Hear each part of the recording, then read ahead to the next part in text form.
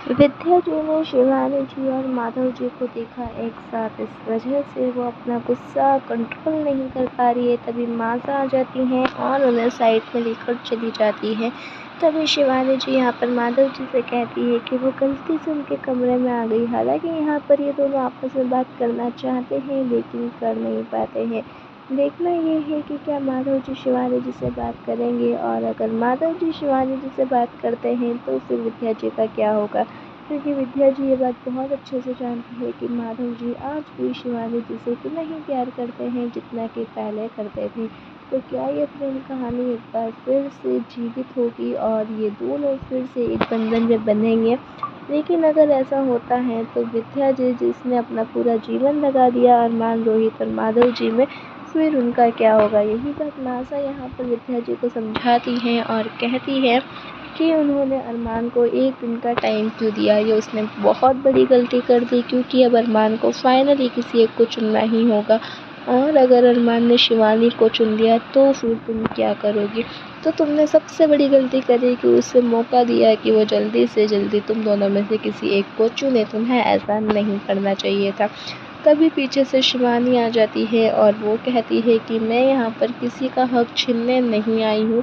मैं यहाँ पर माधव जी को छीन कर और इस घर की बड़ी बहू बनने नहीं आई हूँ। मैं बस अपने आरू के साथ और अपनी बहू के साथ रहना चाहती हूँ। प्लीज़ मेरे बेटा बहू को अलग मत करिए।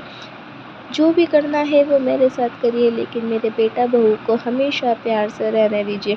तब यहाँ पर मासा अपना गुस्सा कंट्रोल नहीं कर पाती है। हालांकि शिवानी जी की आंखों में आंसू होते हैं, लेकिन मासा यहाँ पर कहती है कि अगर तुम यहाँ से चले जाओ तो आधी से ज़्यादा समस्याओं का समाधान हो जाएगा और सब कुछ फिर से नॉर्मल हो जाएगा।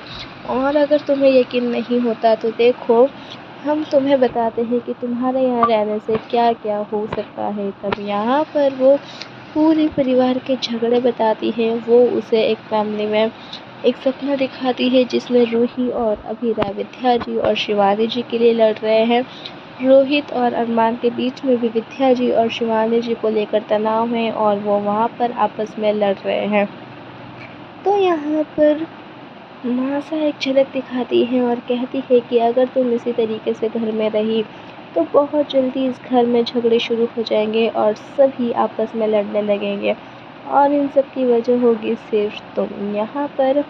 और सिर्फ तुम्हारी वजह से ही हम अरमान को और अबीरा को इस घर से भी निकाल देंगे, क्योंकि वही तुम्हें इस घर में लेकर आए थे।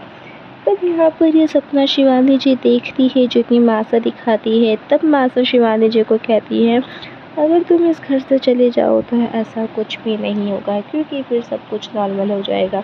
लेकिन तुम अगर घर में रही तो एक ना एक दिन अरमान और अभीरा को तो घर से निकलना ही होगा, और फिर तुम्हें माधव एक्सेप्ट करे या नहीं करे इस बात की भी कोई गारंटी नहीं है। यहाँ पर मासा शिवानी जी को मैनिपुलेट करने में पूरी तरीके से कामयाब हो जाती है। तभी विद्या जी भी शिवानी जी से माफ़ी मांगती है और कहती है कि मैंने आपका कभी कुछ बुरा नहीं करा, प्लीज़ मेरे और माधव जी के बीच में मत आइए। हालांकि शिवानी जी यहाँ पर इन दोनों के बीच में आ भी नहीं रही है, क्योंकि वो तो सिर्फ यहाँ अपने आरू के लिए आई थी।